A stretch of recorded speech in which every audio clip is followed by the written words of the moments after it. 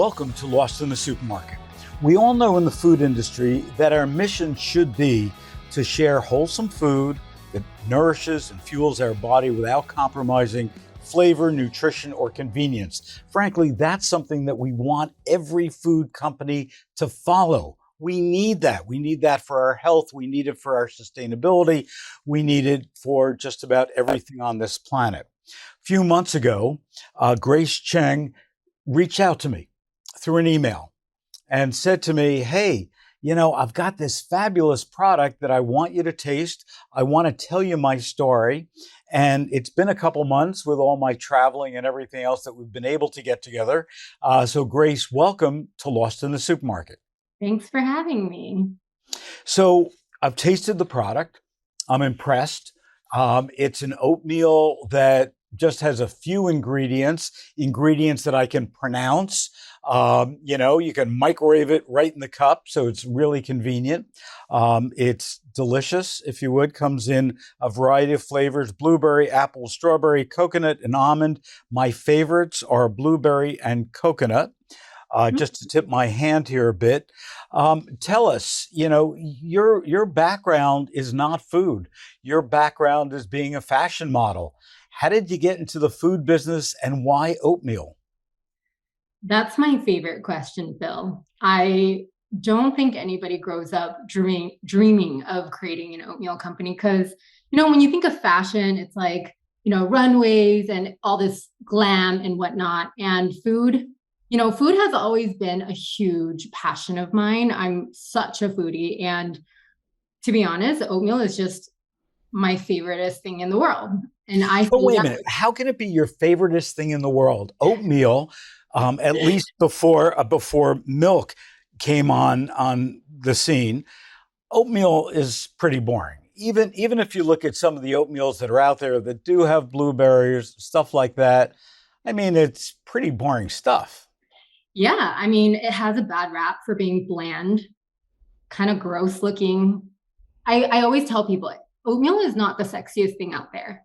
And what we're trying to do is make oatmeal sexy again. Because here's the thing, throughout my crazy life of going to full-time business school, doing just modeling, traveling the world, doing all the different shows, castings, just long, crazy months, to be honest, right?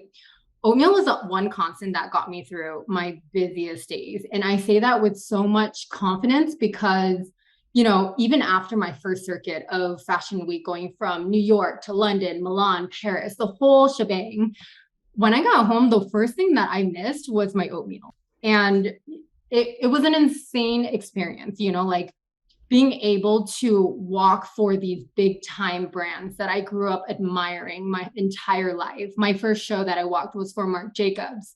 And so as you can imagine, I was speechless. I was just so humbled by the entire experience.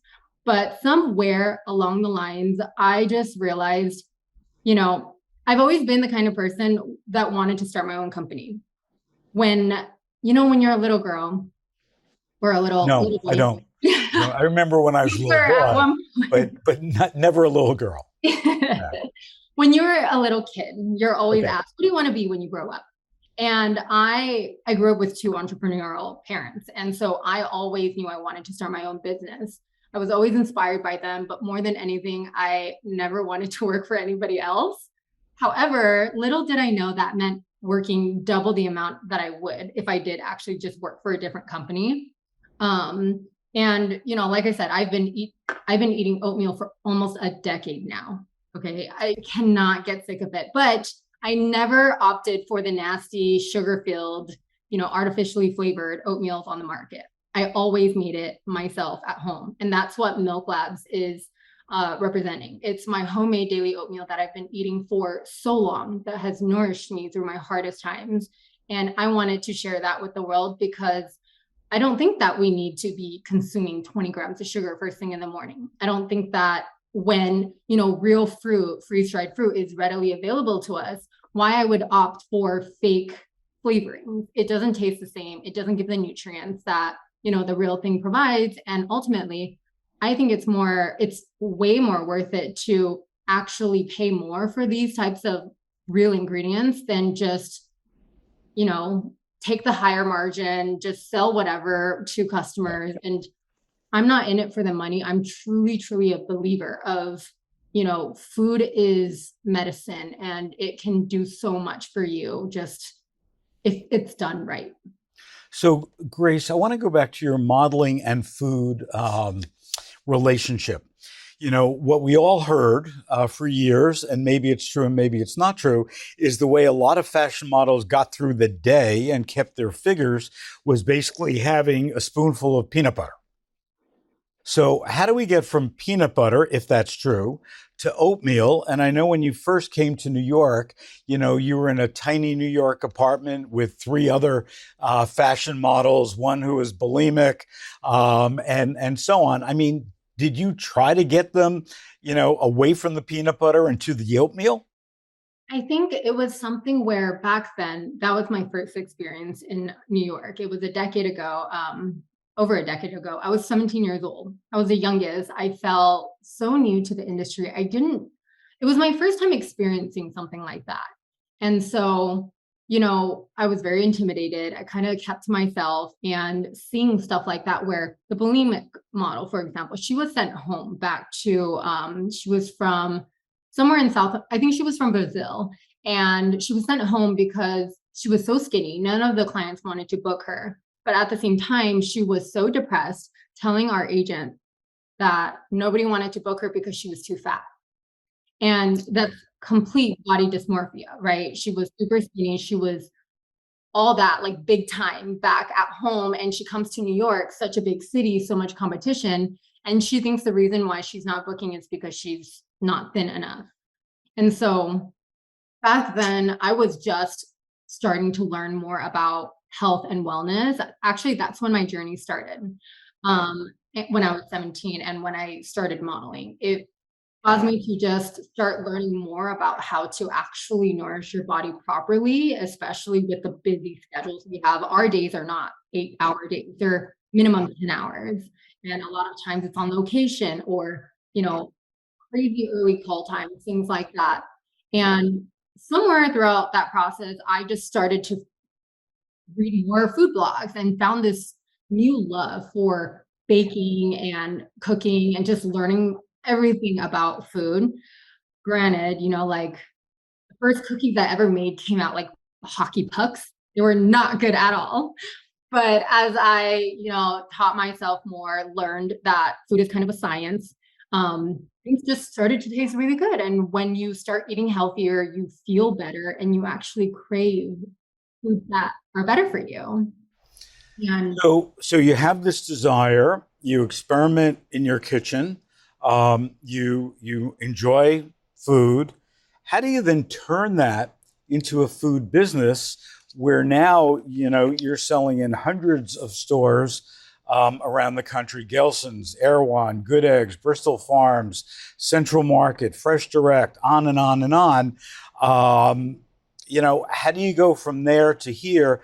And talk to me a bit about, because, you know, you're an entrepreneur. I'm sure that you went out and you met with these supermarket buyers and you said, here, you know, I've got the best oatmeal ever. And they go, "Ugh, I don't need another oatmeal." So talk to me about that whole experience. it's funny because coming into the food business, I had zero connections, zero experience. Honestly, the whole thing was a learning curve. And even now, I'm always trying to learn more, educate myself, you know, sign up for newsletters, just learn from other people, connect with other founders and learn from their mistakes. That's my favorite way to learn. But honestly, I had no idea what I was doing. I guess, you know, along the way, you kind of just pick up things that work for you and you realize, oh wait, you know, people reacted well to this pitch or that. And I'm even till this day, 4.5 years later, I'm still revising my pitches like every single time. And I think it's funny because as a person who started and ran the company by herself for the first 3 years, I can only do so much in a day, right? And so most of my sales I actually did remotely. there's a lot of people, not until like an expo west or like a trade show where I actually met a customer of mine that I've been working with for years. And so a lot of it is email, like cold emails, picking up the phone and cold calling, giving the pitch. And I think people really can tell when somebody is passionate about what they're selling. It's not just like, hey, like, do you want to buy my product? It's more like, here's why you need it. It's literally the best thing ever, and here's why. And you tell them how not only are they going to benefit, but their customers are going to benefit, how you're going to move it off the shelf, what you're going to do to support them in order for all parties to win. And so it comes full circle, because if they sell a lot, that means the customers like it. And then they buy more from me, and everybody wins along the way, you know? And it's, I think, really just positioning yourself in a way where this is not a vendor buyer relationship. This is a partnership between the two of us. Share with me the worst experience that you've had with a supermarket buyer. I mean, typical, things are like just getting hung up on, or being just having them be really rude. I wouldn't say, luckily, knock on wood, I haven't had any just like ridiculously crazy experiences where I was just left speechless. But I have heard friends, which I won't tell them their story for them. I have heard friends where they have gotten, and also Asian owned brands, where they've gotten like racist type of feedback. Wow. Yeah. Maybe I'm just lucky that I haven't experienced something like that. But the worst, luckily, is just people being extremely rude to me and telling me, don't ever call me again. Unbelievable. I mean, the food industry has a lot of great people in it. But also, I remember when I first got started and I was working for my dad, there was a supermarket chain by the name of Wallbounds out on Long Island, and probably one of the premier retailers in the country. And I just graduated college. I was selling ham and cheese, not together, but canned ham and blocks of cheese. So I called on at that time the daughter of Julia Wallbaum was Dave Karen, and he was head of merchandising and buying. So I came in my suit, from college, and everything that I learned about selling from college. I walk in, and he, after waiting like 3 or 4 hours in the lobby, and then he gave me like, I don't know, 2 minutes to do it, and then he said, not interested, get out.